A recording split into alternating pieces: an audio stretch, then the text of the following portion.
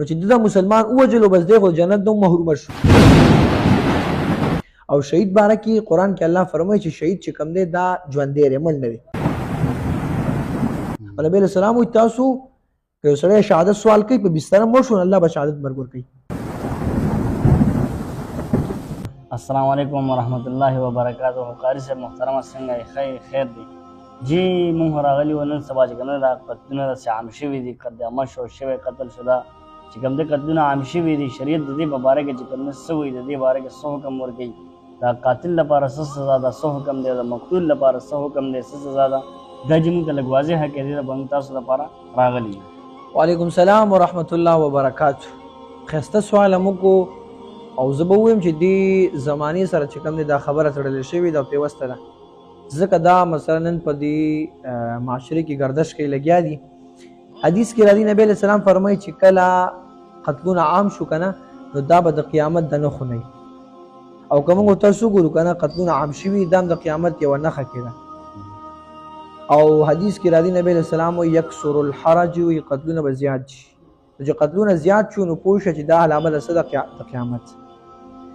دویم چې کوم دی دا کم سړی چې قتل شو مقتول دله چې الله کم مقام ورکړي ځکه دا خو بېګناه دی او نبی علیہ السلام فرمایي کم سړی چې بېګناه قتل شو که نه نو بس هغې دپاره خو دی جنت. او کم سړی چې یو مسلمان مړ کو نو من قتل مؤمنا متعمدا فجزاؤه جهنم. نبی علیہ السلام وایي هغه چا چې یو سړی مړ کو عمدن نو فجزاؤه جهنم د دې ځای ټکانه چې کوم جهنم او خالدین فی دی به یعنی جهنم د چې دا دی به همیشه یلته بیا د الله خوښه ده که دا راوباسي که نه راوباسي هغې ته مونږ زمونږ اخوا علم نشته دی. خو مسلمان چې مسلمان وژني که نه نو زه وایم چې دا مسلمان ځان ته څنګه مسلمان وژني راباسېږي بل ور وژني. صحیح شوه نو چې دا مسلمان ووژلو بس دی خو جنت نه محرومه شو ځکه چې الله قرآن کې وایي دې ځای جهنم دی. او نبی علیہ السلام د شهید باره کې کوم سړی چې د الله لار کې شهید شو نبی علیہ السلام ارمان کړی دی تمنا یې کړې ده ارزو یې کړې ده الله ماله مرګ راکړې ستا په لار کې خو الله چې مړ دې کړمه یعنې شهید دې کړمه بیا راله ژوند راکړې چې بیا دنیا ته لاړ شمه یعنې چې ستا په لار کې شهید کېږم ثم احیا ثم اقتل ثم احیا یا الله چې شهید کېږم بیا ژوندی کېږم دا د شهید مقام دی. او شهید باره کې قرآن کې الله فرمایي چې شهید چې کوم دی دا ژوندی دی مړ نه دی. نو کوم سړی چې قتل وکړي مسلمان ووژني د ده نقصان شو. دا کوم چې شهید شو دا ولګېدو مقتول دی خو چې کوم دی الله اجر ورکړو. او نبي علیہ السلام وایي تاسو که یو سړی شهادت سوال کوي په بستر مړ شو الله به شهادت مرګ ورکوي.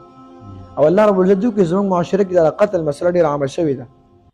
الله رب العزت دې په دې معاشرې باندې ډېر فضل کرم رحم وکړي چې دا ګناهونه معصیت کم شي او الله دې پکې چې کوم دی د دین هوا او د دین چې کوم دی د قرآن او د حدیث چې کوم دی دا درسونه او دا چې کوم دی تبلیغات او دا چې کوم دی نور د نبی علیہ السلام طریقې دا د عامې کړي او الله رب العزت دې موږ هم توفیق راکړي او الله رب العزت تاسو ته هم اجر عظیم درکړي.